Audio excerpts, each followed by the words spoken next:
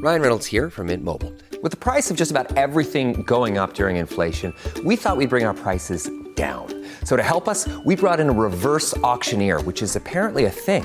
Mint Mobile Unlimited Premium Wireless. How to get 30, 30, bit to get 30, bit to get 20, 20, 20, bit to get 20, 20, bit to get 15, 15, 15, 15, just $15 a month? Sold! Give it a try at mintmobile.com/switch.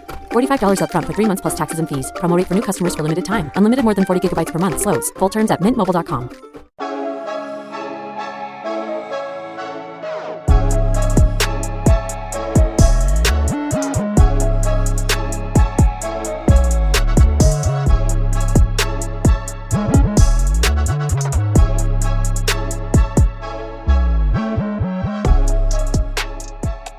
Hi everyone, welcome back to the Social Media Derby. We've got a great episode this week, probably going to be a slightly shorter one because there's not that much to talk about. We'll be going through the Arsenal-Man United pre-season Social Media Derby that happened on the weekend, and we'll be catching up on the latest transfer rumours. Both teams very active in the market at the moment. But before we get into any of that stuff, for those of you watching on YouTube, please subscribe to the channel, like the video, drop your comments down below. Share the videos and clips that you see on YouTube with your mates or anyone that you think is interested in football or Arsenal or United supporter. You never know, it might be something they're interested in watching. And for those of you listening on Spotify, Apple, or any of the podcasting platforms, please follow. Give us a 5-star review if you can. All of that stuff helps. We've been seeing a particular uptick in engagement recently, so we really appreciate it. And try and keep that going so we can get better engagement and help the algorithms give other people the opportunity to watch and listen. So much appreciated. Let's get into the episode then. Jonts, how you doing, mate? You all right? Yeah, not too bad, mate. How about you? Yeah, I'm okay. I was a bit sick last week. Last week. So I was a bit of a zombie, but finally back to normal and back to life. But yeah, let's get into the episode then. Johnson, did you watch the game, or have you seen the highlights? I saw some highlights, but I haven't been able to properly get into it.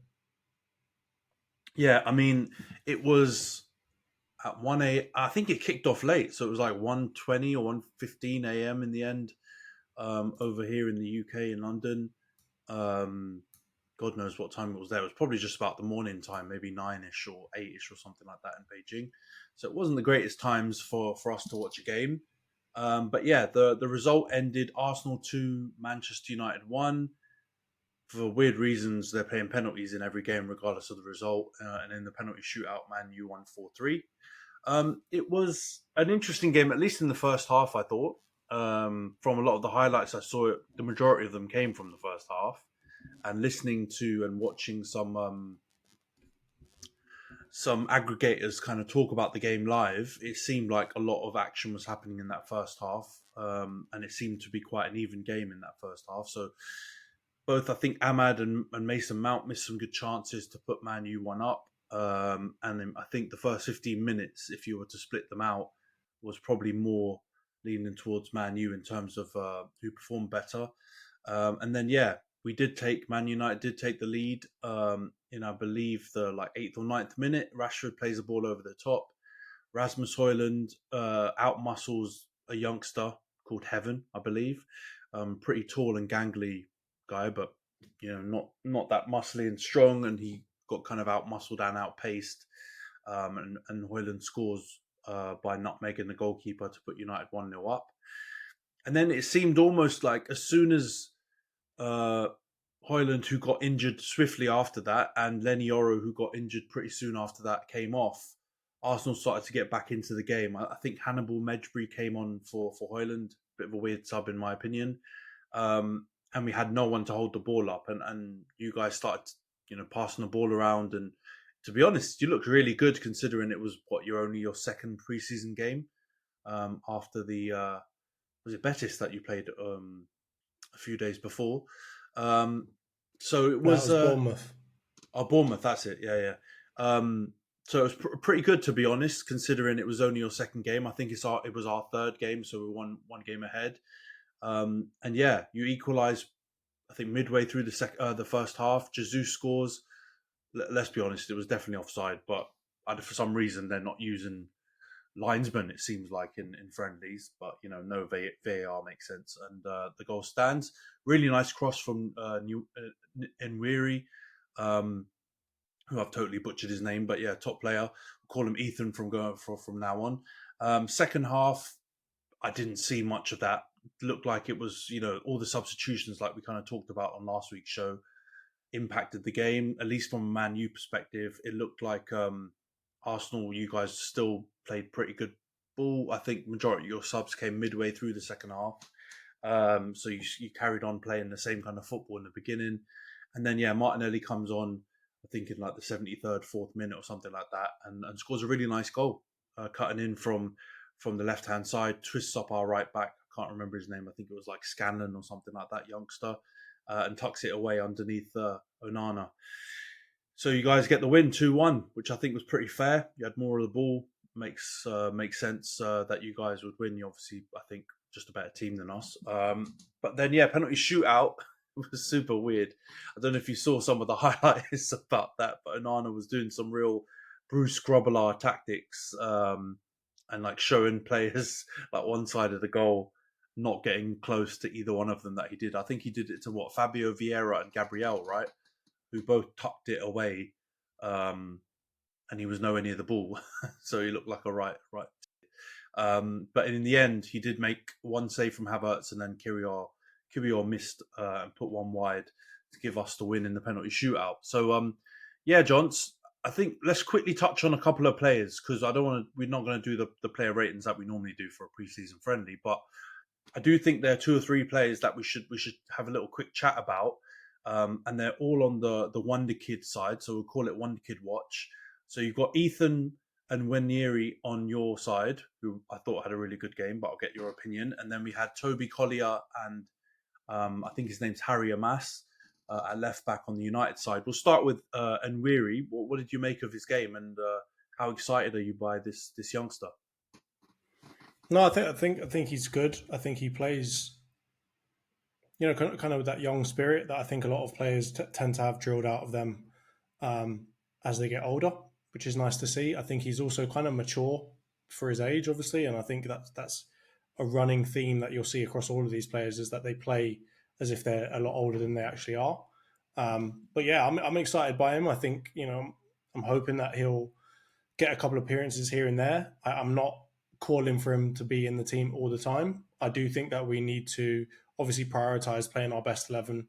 And unless he can make massive impacts off the bench, I'm not imagining seeing him, a whole lot during the season. But I do think that, if possible, during some of the European fixtures or some of the cup fixtures, it would be good to see him get a run out and see him get some minutes. I do think that obviously he's so young, and I think that he's got a long way to go, but I think that he's got a lot of potential so far from what I've seen to be a really good player for us. And he's obviously got now good players to learn from. And I think that's one of the important things that we need to remember about this team, is that, yes, buying and selling in the transfer window is one way to build a good team, but you'll see from like the best players that we've got, or the best player that we've got, in my opinion, with Saka, we've also got to grow some of our own players too. And not in that Man City way where we're just doing it to sell them afterwards and get profit from it. I would actually like to see some of these players actually come into our squad. And, I think you've seen in a lot of really good teams over the years that a large core of their best players are homegrown. So yeah, I'm excited by him, but I don't want to get, ahead of myself. I'm not going to be like one of those Arsenal fans on Twitter that's saying, he's the next Yamal, or he's the next this, or he's the next that. Like, he's a good player. He's young. He's going to need time. He's going to need minutes, and he's going to need coaching and mentoring from the rest of the team. Yeah, no, I was really impressed, man. I know he's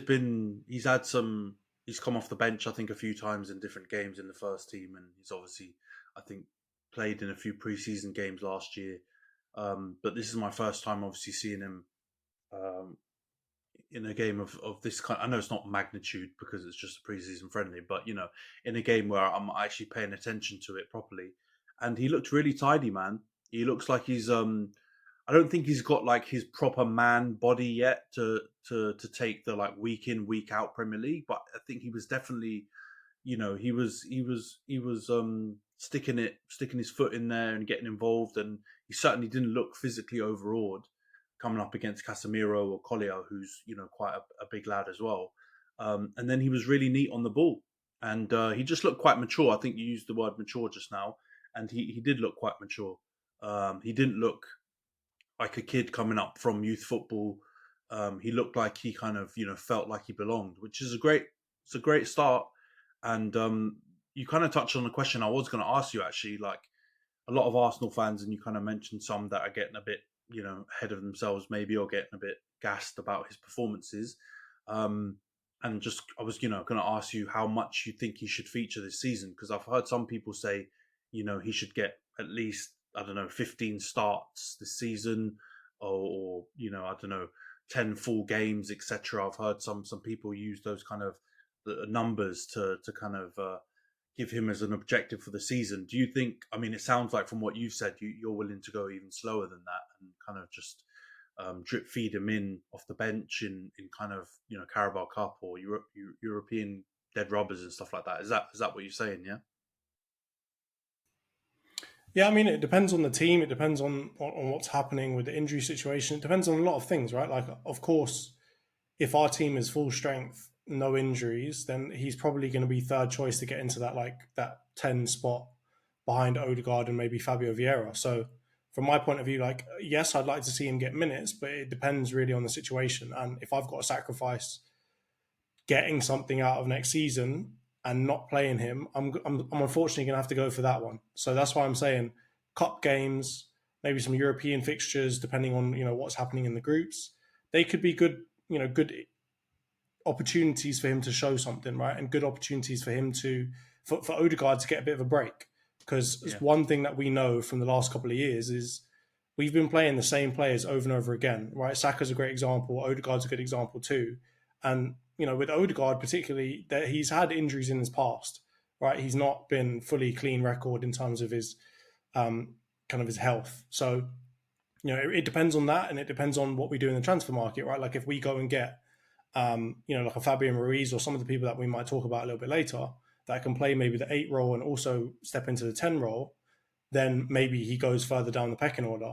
But obviously from the growth perspective, development perspective, I'd like to see him get minutes. I'd like to see him get starts, but I'm not going to call for him to get 15 starts, because that's a lot of games, man. That means that he's going to be trusted over Odegaard, or maybe, I don't know, over whoever's going to be playing that 8 position a lot more frequently than I would hope, right? It's a lot of risk to put on a 17-year-old to come into a team that, again, I'm hoping will win the Premier League next season, right?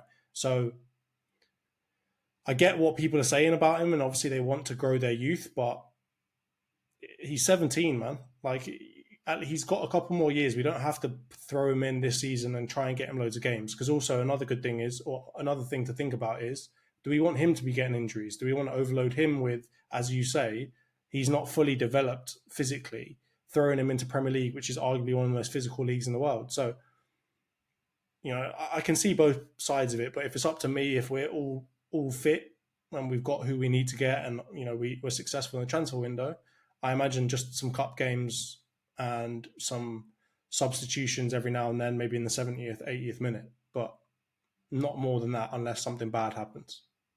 Yeah, I think that's.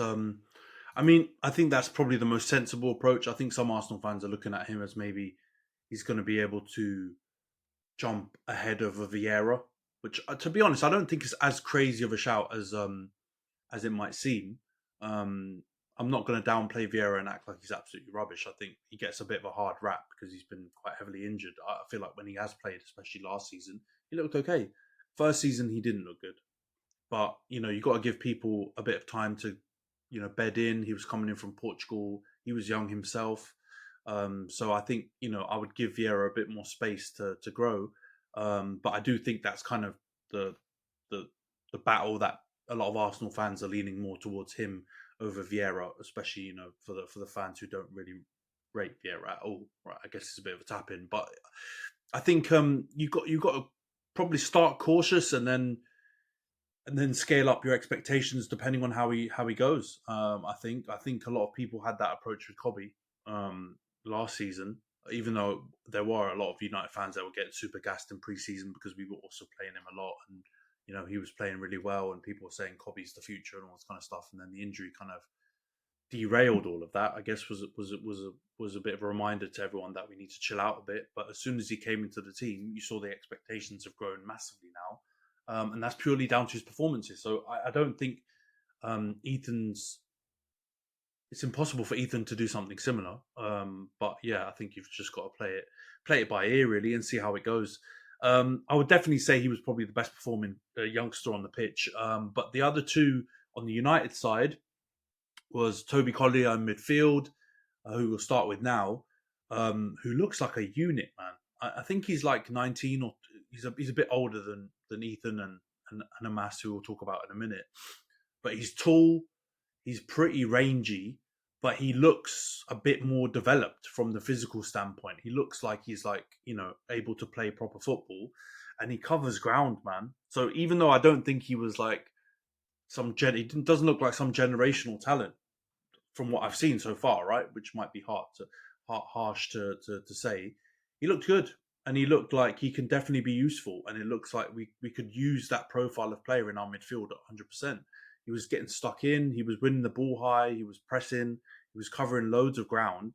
Both him and Mount, bless them, they had their hands full because Casemiro was doing his usual madness, giving the ball away loads and kind of not looking the greatest from an on the ball perspective. But I thought he looked really handy, man, and I feel like it's an interesting decision if we go and get an Ugarte or someone like that who we've been linked with heavily across the year. Even though I'm not saying don't get him, by the way, I still think it would make much more sense to get someone like that in that position. We definitely have to get rid of a couple of midfielders, because if we're planning to play Kobe, who else have we got midfield? I guess Kobe. If we get Ugarte in, and then you've obviously got Collier still knocking around, getting minutes. Mount, who looks like he's going to be put in midfield now. You've obviously got Bruno, and then it's going to be something depending on. It looks like Casemiro's move is not going to happen now. You're gonna have to sell Ericsson. You're gonna have to sell McTominay and or Casemiro to fit all of those players in, right? But I would feel very comfortable if he was our third or fourth rotational midfielder. From what I've seen of him so far, I think you'll have to be patient because he'll give the ball away. Like, that's very obvious. Like in the style that we're looking to play, a youngster shielding in front of the defence, getting the ball on the half turner with his back to goal, he's going to get his pocket picked for sure a few times at least, right? He's not going to have that nous yet. But I'm happy with him, man. I thought he looked decent, and I like I said, I'd be totally comfortable with him being a rotational midfielder. What did you make of his performance, John? Do you think do you echo what I'm saying, or do you think he's someone that we should maybe flog? No, he looks handy, but I mean, he's 20 years old, so I'd expect that he'd be closer to being able to get into your team, right? And I think, he's older than Kobe, so I think that he should get a chance. He looks like he's not. He looks like he's got potential. Obviously, he hasn't had a whole lot of first team football, but I think he came from Brighton and he got some decent football at Brighton. So I think if you don't end up with an Ugarte or a real destroyer defensive midfielder, I'd have no problems with you putting him in midfield. I think you've got. You're not going to be able to fix all of your problems in one transfer window. I think it's been very clear with all of these Project S type things that you can never fix everything in 1 year, especially depending on your starting point where, in your case particularly, there's a lot of players that you need to get rid of and a lot of positions that you need to really get up to speed. And I think in that interim before, you can get everything sorted out in maybe 2, 3, 4 transfer windows, you're going to need to trust some players to do something, to put in a shift and to do something in the meantime. And I don't see why you wouldn't want to do that with Toby Collier, because let's be honest, he's got a lot of upside. If it goes badly, then you just say he's 20 years old. He's never really played in our first team before. That's kind of what we expect. And I can't see him being any worse than Casemiro last season. So from that point of view, it's only upside, because if he goes out there and does really well, then you've got maybe an Adam Wharton on your hands. You've got like another player that you can say, okay, next to Kobe, here's our new player. And maybe we just need to go and get maybe an experienced defensive midfielder that will kind of come in for him every now and then and will kind of coach him where he needs to go and where he, how he needs to develop. But if you don't end up getting Ugarte, I think you're still in a great position. And I'd like to see him be paired up next to Kobbie. I think it's a great opportunity for young players in the stage that Man United are in right now. And I don't see why not, like why you wouldn't put some trust into that academy, because, as much as Man United have been poor infrastructure-wise over the last few years, you can still churn out some pretty good players. Maybe they haven't been favoured recently, like, Hannibal and all these lot that didn't get necessarily the best chance. And when they did, they were in like a really toxic team. You can still crank out some good players. So I don't see why he shouldn't get a chance. As you say, I think he looks physically, he looks like he's 20 years old, and he looks like he's even ahead of that in terms of his physicality. So that bodes well for the Premier League. So, hats off to him. He looks good. If he can just learn all the good things about Casemiro and just forget all the crap that he sees from Casemiro, then he could turn into a really good player. Yeah, no, I agree. I think he's got a lot of the attributes already. And then he just needs to gain the experience and then be put under the pressure to see whether or not he can, play for a Man United in the Premier League. I think that's the question marks that you've got against him, but we won't know unless you put him in there. And I agree completely, bro. I think I wouldn't say I would be happy if we didn't get an Ugarte and we just went in with Collier, but if we had Collier involved in the rotation alongside an Ugarte or something like that, then I would be more than happy with him as a squad player, and I would feel very much comfortable if he came in certain games or he started. If Ugarte was injured or something like that, I wouldn't be holding my breath thinking that we're in deep doo-doo. But I guess time will tell with that. And the other young player on the United side, but sorry, before we get into that, that's a good point, yeah, because I think a lot of people are going, both on the Arsenal and United side, because we have a history of bringing, quite a lot of young players through. Our academies are, at the top end of the Premier League's academies in terms of producing top talent. Both of our clubs are, I guess, yearning for that, next youngster. You've obviously had Saka, you've had Smith Rowe now, who's sadly going to be leaving, but you've had some recently, right? We've had Kobbie, Garnacho. We kind of want that to continue, but I think what you said is really, really true and important to emphasise. We're at the stage, Man United are at the stage where it's a good opportunity for youngsters to come in, because it's not possible for us to buy and sell and solve all of our gaps in our squad through the transfer market immediately. So that opens up opportunities for a Kobbie to come through, for a Garnacho to come through, and now potentially for a Collier and an Amas to come through. But at your stage, at Arsenal stage, you're fighting for the league now, right? When Saka and Smith Rowe and Nelson and these guys came through, you were at the stage we were at. You were fighting for top four. You were going through a rebuild. Arteta was new in. You were trying to flog aging stars and rip up their contracts, and you couldn't solve all of your problems in the transfer market. So it gave them an opportunity, and you thank God for that, because Saka wouldn't have come about probably if you were in a different stage. So that's important to remember. So it's much more difficult for an Ethan and Weary to come through and make it in your first team than it is for a Collier or an Amas, because you don't have those spots necessarily available unless a couple of your players that you've bought for 30, 40 million absolutely tank, right? And that's what you're relying on, basically. You're relying on, Vieira or someone like that to absolutely flop for him to even get a chance. So it's horses for courses, and you have to factor that in when you're kind of creating an expectation for a youngster to come through. It ain't easy, as old Saeed says. Let's get on to the last player quickly before we touch on a couple of final points on the game. Harry Amas. You know what? He's the only United player that, alongside Onana, I think, that played the full 90. His first half, he looked really good. He was, covering ground, man. He was up and down that left-hand side. He was really nice on the ball. And he looks a lot like a Luke Shaw regen, also in his stature. He's quite stocky and low centre of gravity and stuff like that. But I really liked him, man. And again, the same thing applies to Toby Collier. Considering the amount of injuries we had focused on the left-back area, right? Luke Shaw's made of glass. Malacia, people were scared that he was, dead, or unliving, or whatever they say on TikTok. You might have to blank that one out if we want to get traction. I would keep him around.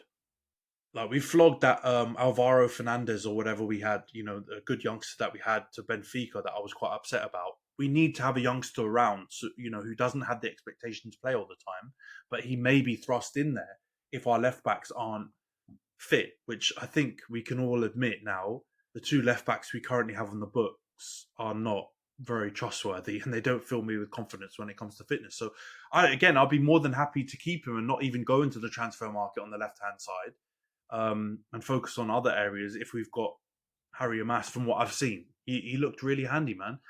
What did you make of him quickly, Johns, before we move on? No, I think he's good, but I think again he fits into that Nweri like age He's very young, bracket isn't of he? like he's like 17, and that's where I'm a little worried because I mean, knowing Luke Shaw, if he does get injured, gets injured for a long time, and then you've got to rely on a 17-year-old, and that's all well and good if the rest of your defense and midfield that would kind of be around him and protect him are really good and kind of can coach him through it, right? Like a Rico Lewis kind of situation. But I think at 17, if there's not a lot of stability around him, and let's say Luke Shaw does go and get injured for a long amount of time, I feel like that's maybe a little bit too far for him, and you could end up going the other way where you kind of overplay him, smash his confidence into the ground because you're not playing so well, or whatever else happens, and then you've kind of not lost a player, but you've got to build him back up again in the future to make him back to what he could have been or what his potential says that he should be. So that's the one where I'm a little bit less certain. I feel like I know it sounds harsh, but ideally you'd get rid of Luke Shaw just because of how injury prone he is, even though he's a really, really good player and on his day is probably one of the best left backs in the world. I just think that if, and the fact that you don't have like a proper backup for him makes it really uncertain. So like you could go and get like a younger, more solid left back and let Collier come in, or not Collier, sorry, Amas come in every now and then when that player needs a break. But with Luke Shaw, there's just too high of a probability that if you do start with Amas as your second choice, that he's going to have to play the whole season or he's going to have to play a large chunk of it. So that's the part where I'm a little bit worried about him. But I think he looks really good. He's a Watford boy. Come on, which is good to see. Good to see some Watford, some Hornets getting in there. But I just think, I think it's a bit risky. So like another alternative could be go and get like a centre back that can also play left back, kind of like a Calafiori type of thing. Whether it's the Ligt or somebody else, try and buy a centre back that can also play a little bit of left back if Luke Shaw does go and get injured. Because obviously in the centre back position, you're maybe a little bit stronger depending on who you kind of sell now. So yeah, that overall he looks really good, but he's just in that age bracket where it's maybe a little too young to really trust with like first team starting every match. He does look physically definitely like he could deal with it, but just the age, man, I can't overlook the fact that he's only 17.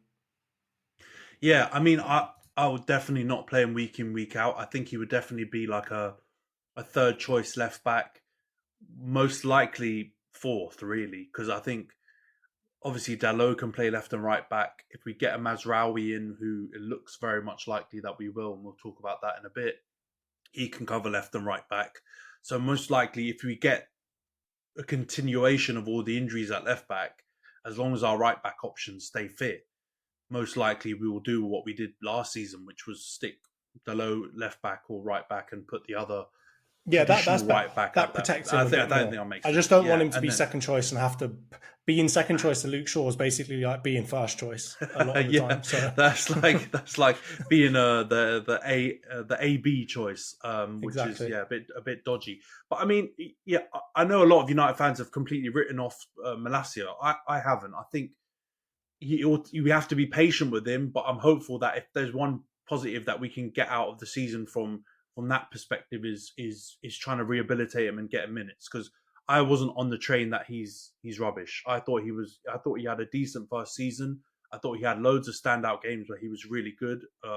Especially against Liverpool, he locked up Salah once, and he had a really good game with Saka, I think, in one of the United Arsenal fixtures. So I think I wouldn't be ruling him out completely. And if we do have that, then I would also feel quite comfortable with Malacia from what I've seen of him. And then either of the right backs covering, and then Amas as a third choice if Shaw's still in and out of injury all the time. So, but yeah, definitely be cautious. I think he should be treated in a similar way to Ethan, in that if he does have games, it's got to be, blooding him in slowly and very carefully. But all right, let's wrap up the last few bits on the game then, Johns. I mean, I feel like the result 2-1 was fair. Like, I feel like you guys had more of the ball. I think close to 60% possession of the ball. You didn't have loads of chances necessarily. I think actually we probably had more chances in the first half to score a couple of goals than you guys did. But I think your overall play was better than us, and you looked a lot more fluent on the ball. And I think if 2-1 is a fair result. What did you think though? Yeah, I think it was fair. Maybe erring on the side of a draw probably was most fair overall. Just the fact that the goal was a mile offside. But I think, yeah, we had more possession, but I don't think that really, I've said it many times before. Possession for the sake of possession is not a good thing, in my opinion, right? Like it's slightly positive, but not majorly positive, unless it turns into more chances, more opportunities for you to score. And overall, it didn't really. So it's a slight positive, but not a major positive. So from that point of view, I'd possibly edge it and say, yeah, we maybe deserve to win, but I could also easily see that ends in a draw and everyone's kind of happy with whatever happened. So kind of in the middle of the two, of a draw and an Arsenal win. Yeah, I'd agree with you. It's funny though. You see, I've seen some other content creators talk about the game afterwards and give their analysis, and we get, I think, football.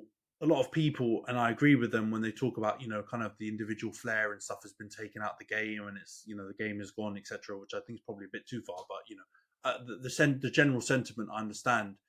But the analysis of this friendly has also just reiterated that, because so many people were like, Arsenal are levels above, so much better. Man United are rubbish. They absolutely battered them, blah, blah, blah. And I look at the highlights that I saw. I look at the aggregators on both sides, try and find the level-headed ones, not the the over-the-top fanboy ones. And I think the analysis that you gave is probably the overriding opinion that I see in all of these commentators. But in some of these content creators, it smacks of, we're really giving people extra points, style points, for possession. Like you said, possession for possession's sake. And I do think you guys knocked the ball better. You looked definitely like a more mature team, like a team that's spent more time with each other. But I feel like these days everyone's scoring fights, in a boxing way, and it's all style points for if you have the ball more. And there's no room for just, like, let's be honest, more chances. If you look at the chance creation point, United had more shots and more shots on target.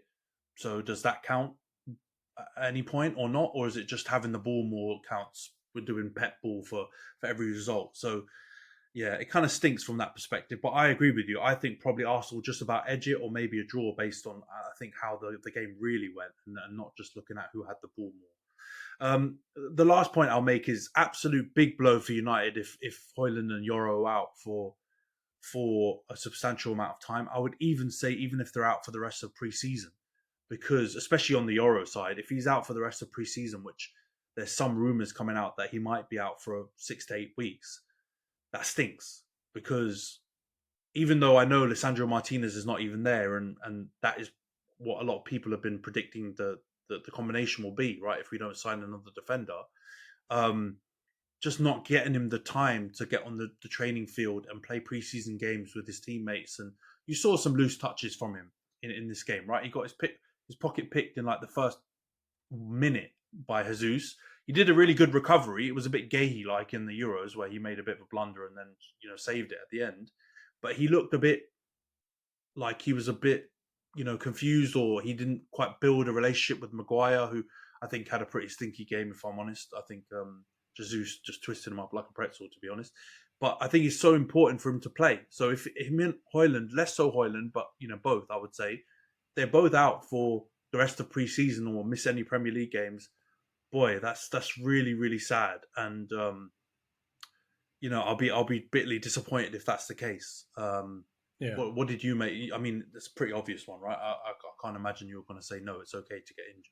No, yeah, if I'm a Man United fan, I'm a bit worried. I do agree. Like, obviously, he looked a bit shakier. But I'm going to be honest with you. If you've never played against Gabby Jesus before, you're going to look shaky. Yeah. He's a very different type of striker to come up against, and I'd say he's almost one of a kind in this day and age, right? Like, I don't see too many other strikers that are like him. He's such a nuisance, and you've got to just get the ball away from you as quickly as possible so that he doesn't have the opportunity to nick it off you or push you or do this or do that. And I think you're bound to see a lot of centre backs come up against Gabby Jesus for the first time and make a couple of mistakes like that, because Gabby Jesus, everyone makes fun of him like he's not a goal scoring striker, and that's fair enough. But you know what he is? He's a massive pain in the arse striker, right? He will make your life a living hell, even if he can't necessarily put away his own chances. So I think that is a blow. And then I think obviously the Højlund one too. I think Højlund one is less so of a blow just because you've seen him. He's a known quantity, he's a known entity to you. You know what he can do when he gets on the ball. You know what he can do when he's linked up with certain players. And right now you don't necessarily have like a right winger, left winger that you're trying to test out a relationship with. So Højlund's less of a blow, but still a blow, of course, because you want as many of your players available as possible to really gel together before you get into the Premier League.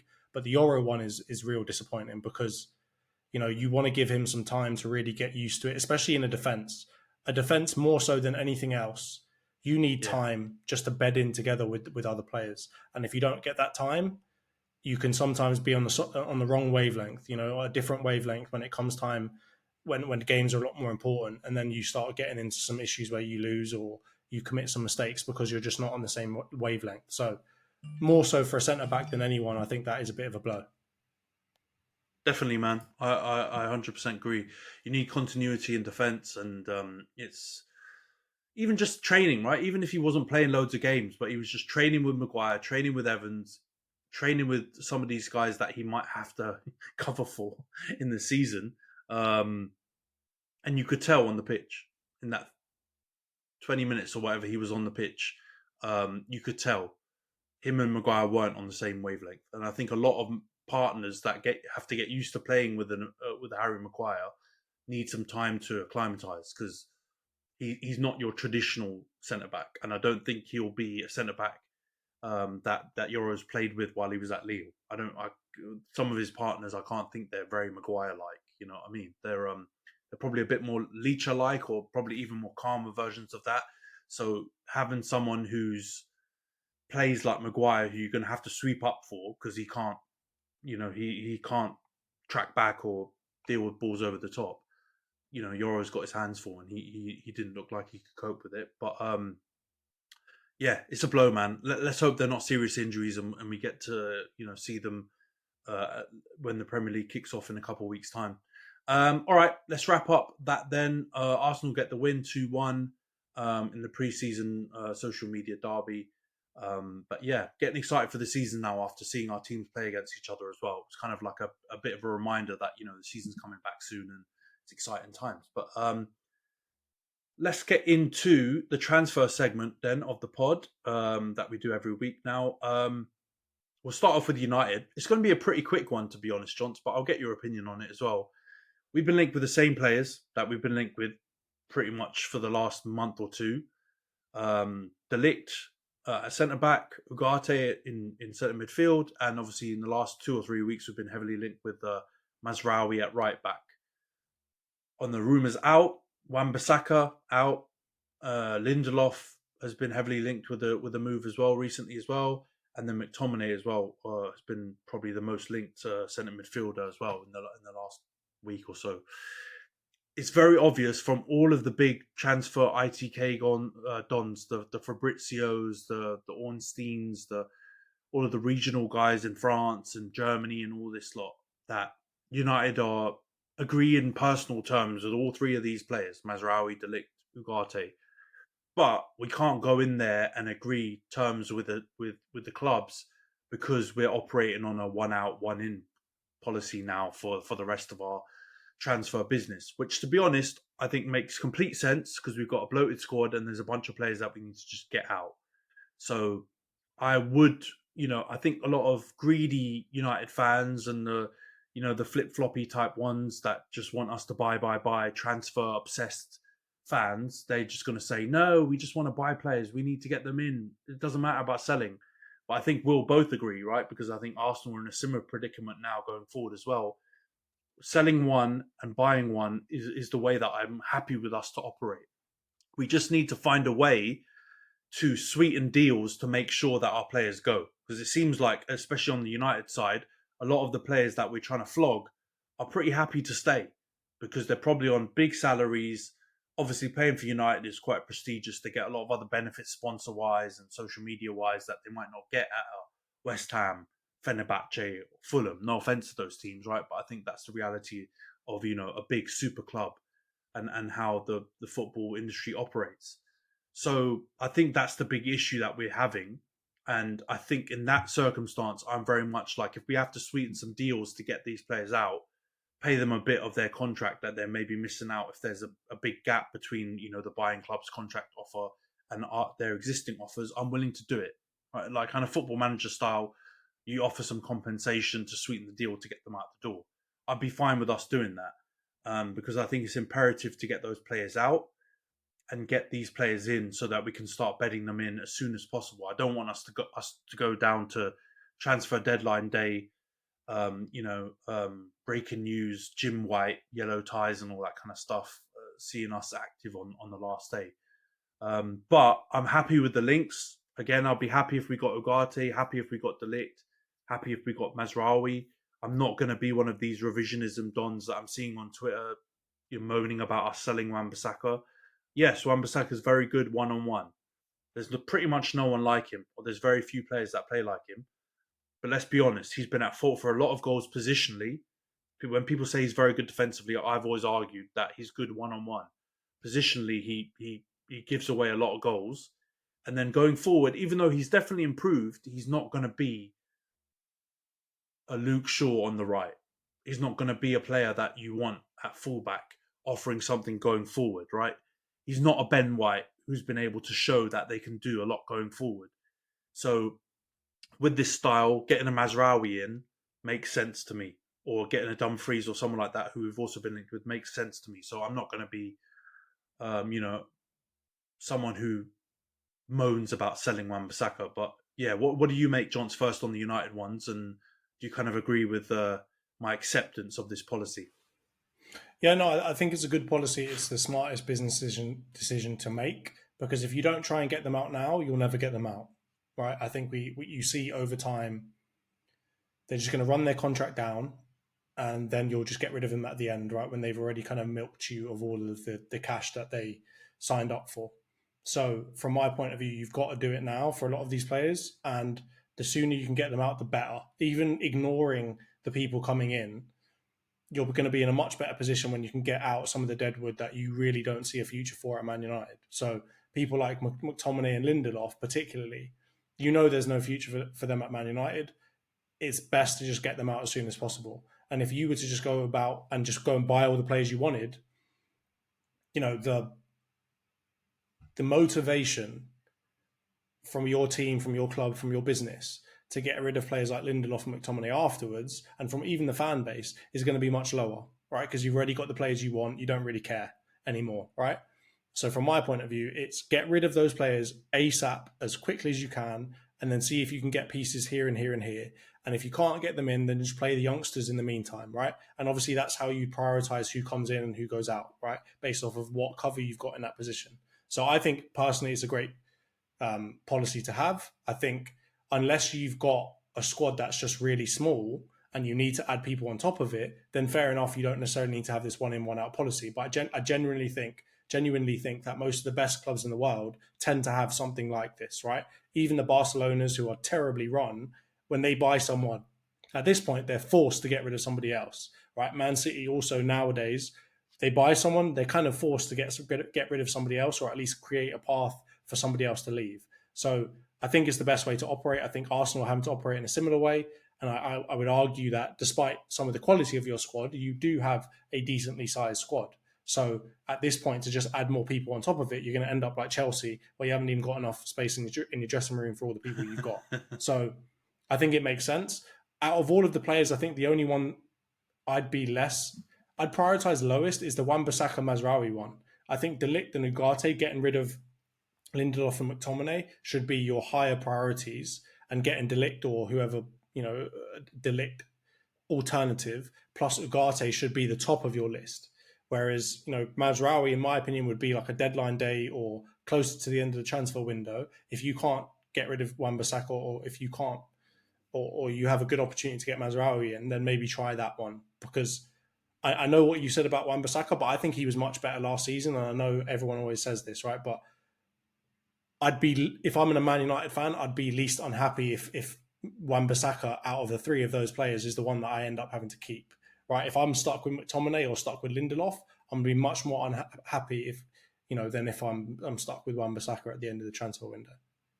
Yeah, no, I agree with you. Priority-wise, I would flip it and say getting a midfielder and getting, now maybe because of the Euro injury, getting a centre-back is high up on the list. And the Wan-Bissaka Mazraoui deal is one that I could do after those. But yeah, for whatever reason, it looks like it's the reverse, and it looks like those two deals will most likely happen first. Maybe that's because the Wan-Bissaka. It could be about the availability, like who actually wants these players. It's like what I talked about before with Nketiah, right? Yeah. Like maybe somebody actually has interest in Wan-Bissaka and they don't really have interest in McTominay. Yeah. So that's the other, I guess, dimension to take into account here. No, I think that's definitely what's at play. I think West Ham have been pushing for right back all season, or off season. Sorry, they were going for Mazraoui and almost had a deal done. So I think that's probably, it's more based on which deal is the most progressed, and that's the reason why that's most likely to happen sooner. It's not a case of we prioritize this signing over the other. It's just which deal is most likely to happen, I think. But all right, let's go on to the Arsenal section then. We'll quickly go through the confirmed ins and outs, which I think should be really quick. Calafiori's been confirmed. He's holding the shirt. You've got the videos. You've got all of your male fans talking about his face card and all this rubbish online. It's been cracking me up, man. So I was expecting it from, the like OnlyFans girl football fans that you see, the shameless ones, to be all on his knob. But yeah, some of your male fans are loving him. I get it. He's a good looking guy. So it's not without a reason, but it's been funny. So he's been confirmed. He's in. Smith Rowe out. I don't think he's been holding up the Fulham shirt, but we've had a here we go. The deal's basically done now. 27 million plus 7 million add-ons. Are you happy with those deals, John? So we've talked about them to death, so this should be a quick one. But yes, confirmation's in. Happy. The only thing that I'll say is I'm happy with the Smith Rowe amount. 27 plus 7. I'm happy with that. Yeah. I think that's a decent deal. It obviously depends on how easy or hard the add-ons are to do, but I still think even if they aren't that easy, 27's not bad. And good luck to him, man. Fulham's a decent club. Very underrated, I think, Marco Silva and how they play. So, I think he'll be good for them. Let's go on to the rumours then, because you've actually had some. So, rumours in. You've been linked with two similar players, really, both from the Euros winning Spain squad. Mikel Merino of Real Sociedad used to play at Newcastle, very early days. He also played at Dortmund. And then Fabian Ruiz, who was one of the midfielders of the tournament, to be honest, plays for PSG, used to play at Napoli. What do you make of those links? And out of the two, it looks like you would get one or the other, right? They play the same kind of position. Who would you prefer and why? I want Fabian Ruiz if I have to choose between the two of them. I know Marino's got like the aura of scoring that header and all of the weird coincidences that were occurring on that header with his dad, right? I honestly I don't think Mikel Merino improves our team. I think Fabian Ruiz has the possibility to improve our team. I think for Spain, when he was playing, he was kind of playing a little bit further progressed forward. So I'm a little bit, I haven't seen him in that kind of 8 role where he'd be next to a Reiss or somebody else like that. I think obviously in the Spain team, he had a player like Rodri next to him, but it definitely felt like he wasn't playing right next to him. It felt like he was a lot further forward. So he kind of more encroach upon that Odegaard space. So I'm a little bit worried there because I'm not sure how well Fabian Ruiz can play that 8, like that not sitting 8, but that less progressed forward 8 role. And on top of that, obviously, I have the big thing about not wanting to just go all in on players because of the Euros, because Fabian Ruiz was relatively stinky for PSG. And obviously that's, again, it's like Ugarte, right? Stinky at PSG is par for the course. Pretty much everyone is stinky at PSG apart from like Mbappe, right? So I'm not going to hold that against him too much, but that will kind of affect my judgment of however much we might be willing to pay for him. Like if I see us go and do like a Havertz type-esque situation where we spend 70 million to get Fabian Ruiz, there are going to be some questions. If we get him in for like a cheap fee, like a 30, 35, maybe 40 million even, I think it's a decent deal. And I think he adds to the strength of the squad. I think, as you said, for Spain, I know Rodri got player of the tournament, but I don't know how, because in my opinion, Fabian Ruiz or Yamal had a much better opportunity, or in my opinion, a better case to win that award. So he was good in the Euros, but again, I don't want to overcook it just because someone was good in the Euros, because we've seen that happen many times before, and then they end up flopping. So yeah, out of the two of them, Fabian Ruiz is my priority, but it's going to depend on that fee. I'm not. If I see above 50 million, I'm going to be a little upset. Yeah, and I guarantee you, looking at the numbers that PSG are apparently quoting for Ugarte, they're going to quote numbers like that for Ruiz, because they were trying to get, from what I've read, they were trying to get profit on what they paid on Ugarte last year after the season he just had, and rightly United have said no chance, mate. So yeah, I agree. I like Ruiz more than Mikel Merino as well, and I think actually stylistically, I think he do really well in that left-sided 8 role, in the Xhaka role. I think he's got similar attributes really to Xhaka from what we've seen of him and what I've seen of him before the PSG role move. He was really good at Napoli, and he kind of played a bit more deep lying then. But the Euros really showed me a side of him. Again, I don't want to prisoner of the moment on the Euros, but it showed me that he could do it. You're right, though. And he's a unit as well. He's massive. I didn't realise that he's 6'2" as well. So like for 8, that's good. Yeah, he's got an engine and he's big. So if you know the way the Prem's going and the top teams have gone, Pep's getting all of his all of his many towers and his giant players. He would give you some real size in midfield, which is good. Yeah. So I would definitely favour him between the two. I think Merino, I've got to be honest, there's no guarantee that he would nudge Partey out of the team or Jorginho even. I think he's good, but exactly. I don't think the upgrade is there to us. It's kind of staying the same level. I still think your current squad would probably be the starters over him, but Ruiz would probably shake it up. Yeah, let's get into the rumoured outs then. So we talked about Nketiah already. I mean, we can talk about him, but I think he's still being linked with the move to Marseille. But we'll have to wait and see on that one. We don't have to talk about it too much. I think the main one to talk about is Reiss Nelson has been heavily linked with a move to Leicester. I believe it's a loan with an option to buy or an obligation to buy. I guess you probably could have seen this coming, but what do you make of that move? And do you think it would be a good one for him? Yeah, no, I think it would be a good one for him. I think he deserves to play. I think he's had some great moments for us, and we owe him a lot for what he's done in some of those really big moments for us, especially given the fact that he never really had consistent football at the club. So, I think it's a good move for him. Again, depending on the fee and all that stuff, I think it's a good move for everyone all around. I think he could go and shine in a team like Leicester, I'll be honest with you, especially now that they've kind of got rid of some of their star players. I think it could be his kind of breakout. I fear for Leicester overall, but I don't see why he couldn't be one of the key players to make that team a lot better. So it will depend on the fee. If I'm seeing like 2, 3, 4, 5 million for him, I'm not going to be happy. But if I'm seeing 10, 15, 20, then I think that's a good deal all around. Yeah, I agree. And also a thing to mention is I think Reiss Nelson was part of the England youth squad that Steve Cooper got to win that World Cup or was a manager under him. Was a player under him, sorry. So that could also be a good fit. I completely forgot for a minute that Steve Cooper was Leicester manager, so I had to just double check it there. Good to see him back as well. Yeah, get old Droopy back in the Premier League, and I like him, man. And I think hopefully he plays a bit more of a progressive style, because at Nottingham Forest, I don't know if it was because of the players that he had, but the way they played was really negative, and I don't remember him playing that style with Nottingham Forest in the Championship, and definitely from the games that I saw of the England youth setup when he was there, they played really expansive football. So I hope if he gets players like Reiss Nelson in, with more technical ability, he can, start to play some better football for Leicester, because, Leicester are kind of, I feel like, everyone's unofficial second team because of their fairy tale story and the ownership and sad passing of their owner and all that kind of stuff. Like, I love me a bit of Leicester. So I hope they do well and stay up. And I think getting players like Reiss Nelson will be good for them. I do think the fee will be interesting, because I think that Leicester have obviously got FFP stuff.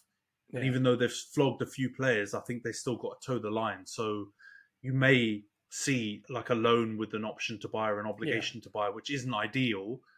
But, I guess that's not also the end of the world, because if he has a really good season at Leicester, they don't buy it. They can't buy him because the fee starts, the asking price that you can ask for goes up and stuff, and they can't afford it because of FFP.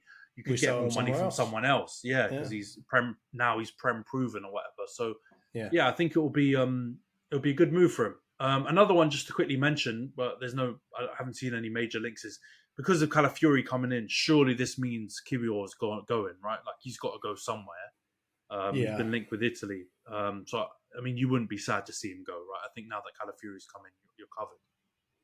Yeah, no, I'm not going to be majorly sad. I do think that he was kind of on the up there. I think he was getting better, so it's a little bit sad from that perspective that, like, he looked like a good lad and he did seem to be improving. But again, it's a cold world out here, especially when you're trying to fight for something. So unfortunately, he's just going to be collateral damage, right? And I think if he goes to Italy, that's a great place to be a defender. It's a great place to learn how to defend better. That's where he came from as well. That's where he came from. That's where he was before, overall, not a bad move. So it would depend, but I think he probably should be the priority in terms of getting rid of somebody in that left back position.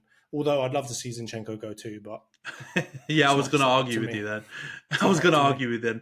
I think this is what we talked about before about the Wan-Bissaka thing. It's probably just that Kiwior's got more of a market, because Zinchenko stinks. He can only be played by the best teams because he's kind of a luxury player, right? He doesn't really defend, and he kind of plays a weird role in the middle. Not a lot of like mid-table teams can play that or have the luxury of playing that. So the only market for him is the best teams in every league.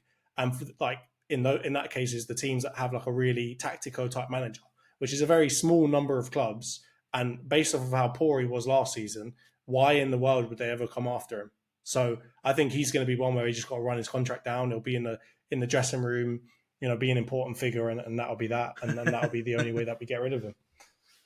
Doing huddles, like Kiwior has has a bit more use to him, right? He can play centre back, he can play left back. Like, he's not some very specialised position. So I think there's more chance we're able to get rid of him. Yeah, no, I think that's definitely the case, because if you were transferred on a big wig at Arsenal and you're looking to sell Kiwior over Zinchenko, it's madness. Because Kiwior's much more useful to your team, and it seems to be okay with being a backup.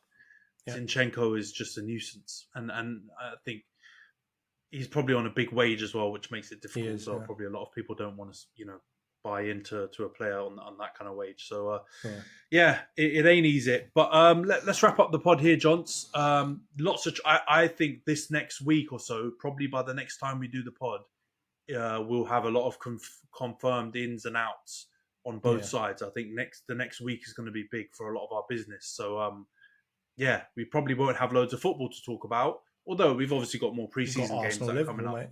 Got Arsenal, Liverpool, we've got United, Liverpool as well. Actually, we're playing Betis, and then we've also got Liverpool after. But I don't think we will have played them by the next time we pod. But we've got lots of pre-season games as well to quickly touch on. But I think it will be the transfer media derby going forward until the Premier League in 3 weeks' time or so. So anyway, we'll wrap up the pod here, John. It's great chatting with you, mate, and we'll see you guys next week. Cheers, Ant. Cheers, everyone.